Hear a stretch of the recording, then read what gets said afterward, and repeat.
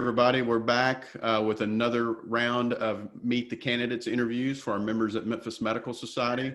I'm Clint Cummins, CEO of Memphis Medical Society. I'm joined today by our legislative chairman, Dr. George Woodbury, dermatologist here in town. And joining us, we have current incumbent Democrat from District 96, Mr. Dwayne Thompson. Dwayne, thanks for joining us today. Thank you. It's my pleasure. Dwayne, we're going to cut straight to the chase and get to our questions and Sure. Get this done in an expedient fashion. Okay. So back during the summer, Dwayne, Governor Lee issued Executive Order number 15. Among the provisions in that order include the ability for nurse practitioners to practice with autonomy. What's your position on the expansion of scope of practice for non-physician providers like nurse practitioners and physician assistants? Okay. And I wrote this down just to make sure my thoughts would be straight. So if that's okay. Yeah, no problem. So if I sound canned, it's actually my writing and everything too. We understand.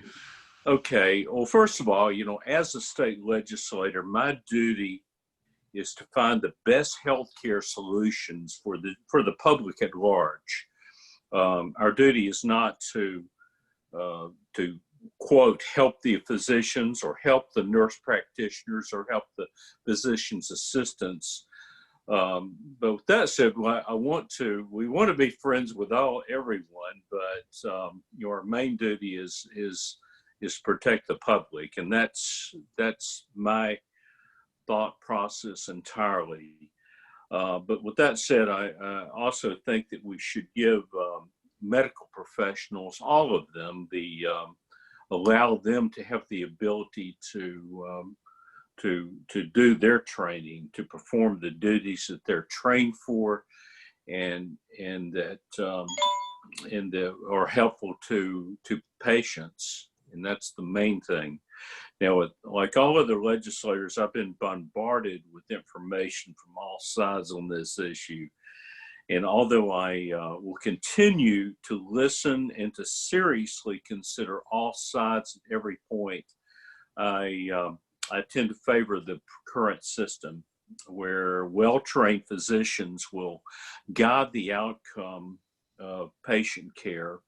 And with the understanding that nurse practitioners and physician's assistants do have a great deal of leeway, at least from my standpoint, from what I've observed, for individual patient care, but they are ultimately under the guidance of a physician. And for especially as you mentioned in one of your in another statement from the TMA, that complex medical problems should be really reviewed and determined by a well-trained and qualified physician. All right.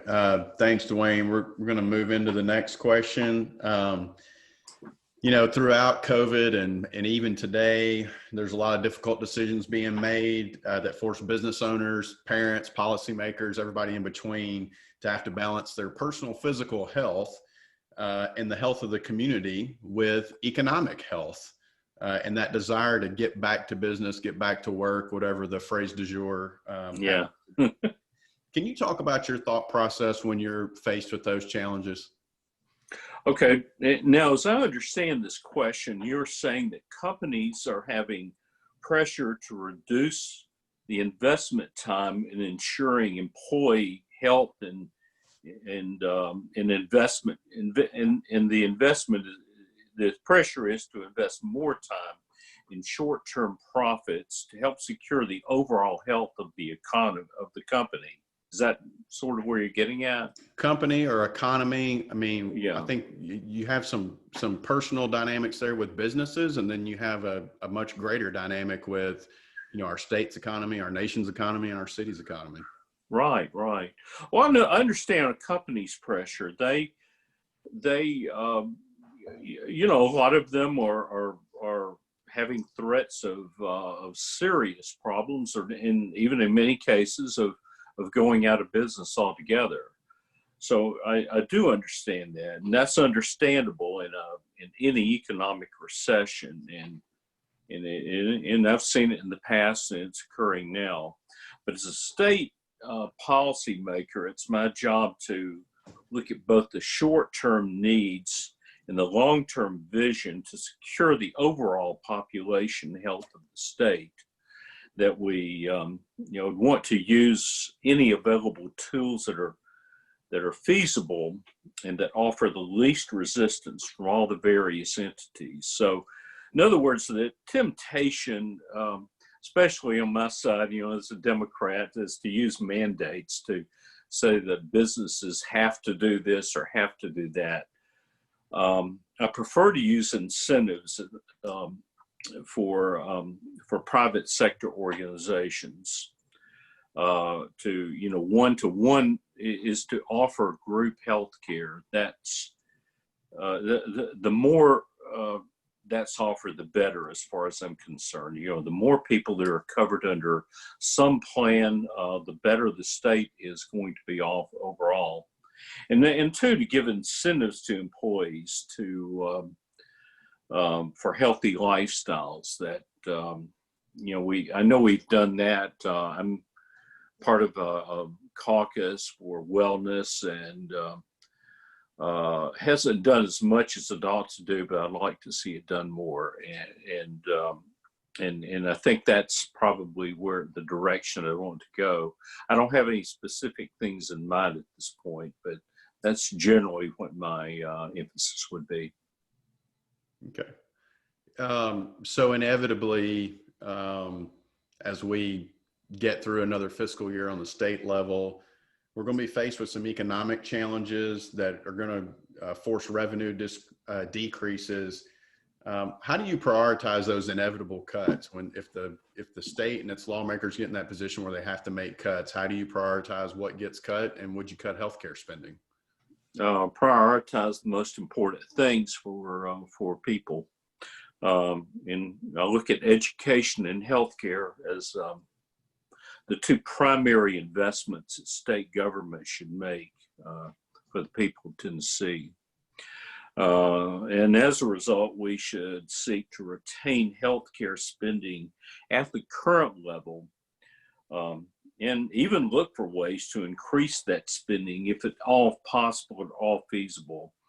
I was on the TennCare subcommittee for a while, and was shocked at the way that the leadership tries to keep costs down as much as possible, and often to the detriment of the most needy people out there. There were what I've referred to as tricks to keep people off the rolls and to make it more difficult to join TennCare or to get people off the rolls. Our Medicaid system is I think it's just about the most bare bones system in the nation. We were the last one to adopt the Katie Beckett rule. We're one of two states not covering dental care except for just emergency situations. And I want the most efficient government possible. And I think we need to always look at efficiencies, but the investment that we put into healthcare is an essential element in keeping Tennessee prosperous. All right. Sounds good. So, Dwayne, those are our questions. We want to give you a couple minutes here at the end. Appreciate you being candid so far. Feel free to kind of freewheel a little bit and talk about any other issues you want to talk about today. Well, we sound like a broken record over and over about Medicaid expansion, but I'm still for it, and I'm still think that Tennessee would be better off if we adopted it. It's 38 states have it now. There's not been, there have been problems here and there, but overall it's been very successful for those states. Here we are, we have the largest percentage of rural hospital closings of any state in the nation. We have it's caused a lot, and especially during this economic downturn, we have people that are out there suffering without they've lost their coverage, medical coverage, and this would not totally cure the situation, but it would certainly be the right step in that direction.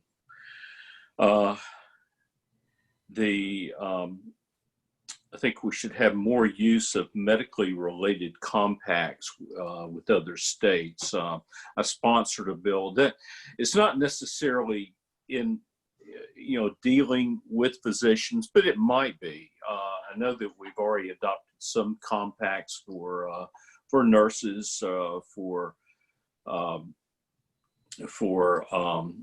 emergency EMTs and so forth. I sponsored a bill to enter us in the PsyPack, or the Psychology Compact, and I think right now that would, if it passed, that would have been a definite plus, especially again with our economic downturn and the need for more psychological services. And I think that more, if we look at other opportunities to do that, I think it will definitely help us, especially in Tennessee, where we have so many states around us, and especially in Shelby County, where we're a tri-state area. Also, and y'all can probably tell me more of what's been done in this, but I know we always need an increasing number of residencies in Tennessee to keep our medical students here versus after UT gives them a great education, moving somewhere else. And I'm always interested in hearing from Dr. Woodbury and others about that. I have a feeling you might be hearing from Dr. Woodbury again real soon on that topic. I don't believe that, but I'm kidding. I'm joking. Dwayne, anything else you want to share? I can't think of anything else right now, but I appreciate your time. We thank you for the time today, and good luck to you out on the campaign trail, Dwayne. Thanks so much. All right, take care. Have a good day. You too. Thank you. Bye-bye. Bye-bye.